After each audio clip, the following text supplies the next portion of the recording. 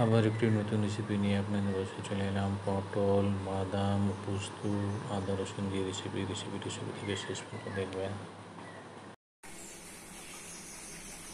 দিয়ে দিচ্ছি চিনাবাদাম এক মুঠোর মতো, ভালো করে ভেজে নিতে হবে। বাদামগুলো ভাজা হয়ে গেছে, খোসা ছাড়িয়ে বেটে দিতে হবে। পটল লাল করার জন্য দিয়েছি এখানে, পটলগুলো মাঝখানে নিয়ে কেটে দিতে হবে। লাল করার জন্য দিচ্ছি হাফ চামচ হলুদ গুঁড়ো, হাফ চামচ লবণ, সামান্য একটু সরষের তেল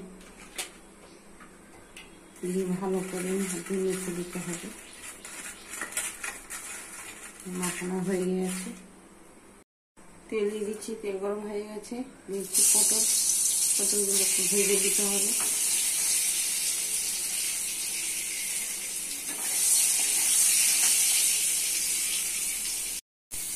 পটল ভাজা হয়ে গেছে,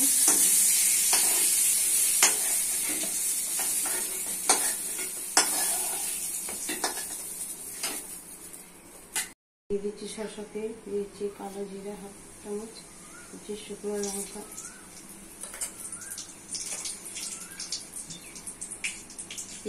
দিয়ে দিচ্ছি পেস্ট করে রাখা বাদাম,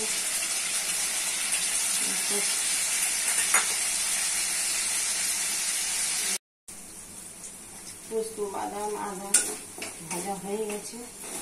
দিচ্ছি মশলা, সব হাফ চামচ করে আছে, হলুদ, লঙ্কা, জিরা, ধনে,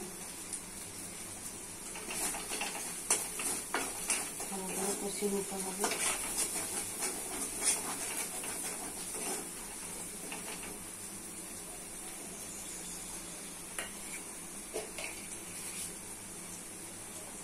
লবণ দিচ্ছি, পটল ভাজার সময় লবণ দিয়েছিল, দিচ্ছি জল, ভালো করে কষিয়ে নিতে হবে।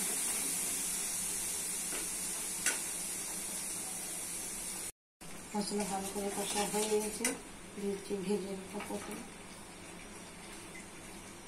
দিয়ে ভালো করে কষে রান্না করে দিতে হবে।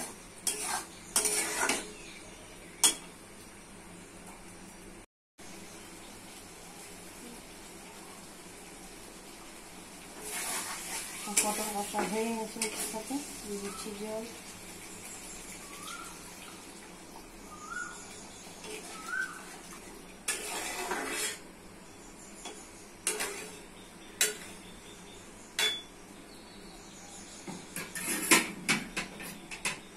হয়ে গেলে নাম করে দেখাচ্ছি।